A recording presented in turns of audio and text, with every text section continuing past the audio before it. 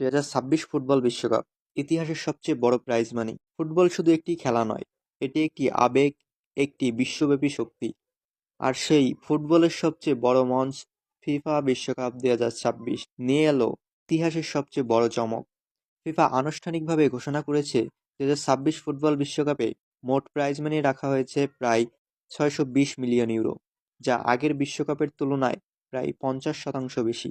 কাতার বিশ্বকাপ 2022-এ 32টি দল অংশ নিয়ে মোট প্রাইজ মানি পেয়েছিল 375 মিলিয়ন ইউরো, কিন্তু 2026 সালে দল সংখ্যা বেড়েছে 48-এ, আর তার সঙ্গেই বেড়েছে অর্থনৈতিক পুরস্কার। এই সিদ্ধান্তের পিছনে রয়েছে ফিফার দীর্ঘমেয়াদী পরিকল্পনা, বিশ্বকাপকে আরও বড় করা, আরও অন্তর্ভুক্তিমূলক করা এবং ছোট ফুটবল দেশগুলোকে বিশ্বমঞ্চে এগিয়ে আনা। 2026 বিশ্বকাপে শুধু শিরোপাজয়ী নয়, গ্রুপ পর্বে অংশগ্রহণ করলেই প্রতিটি দল পাবে নিশ্চিত আর্থিক পুরস্কার।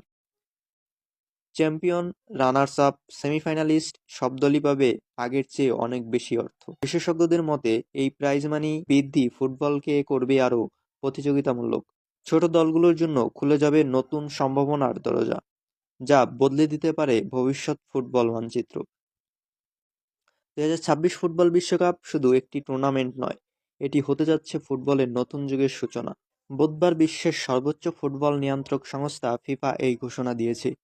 এবারের বিশ্বকাপের জন্য ফিফা মোট 65 কোটি 50 লাখ ডলারের বিশাল পুরস্কার তহবিল ঘোষণা করেছে। বাংলাদেশি মুদ্রায় যা দাঁড়ায় প্রায় 7,998,93,86,000 টাকা।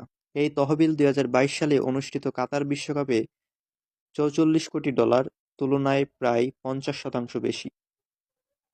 ইতিহাসে প্রথমবারের মতো 3টি দেশ মিলে আয়োজন করবে ফুটবল বিশ্বকাপ।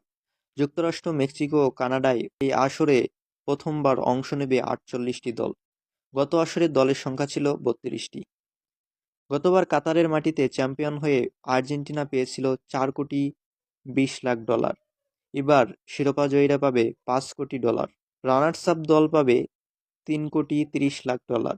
গত আসরের রানার্স আপ ফ্রান্স পেয়েছিল 3 কোটি ডলার। এবার তৃতীয় স্থান অর্জনকারী দল 2,90 লাখ এবং চতুর্থ হওয়া দল 2,70 লাখ ডলার পাবে।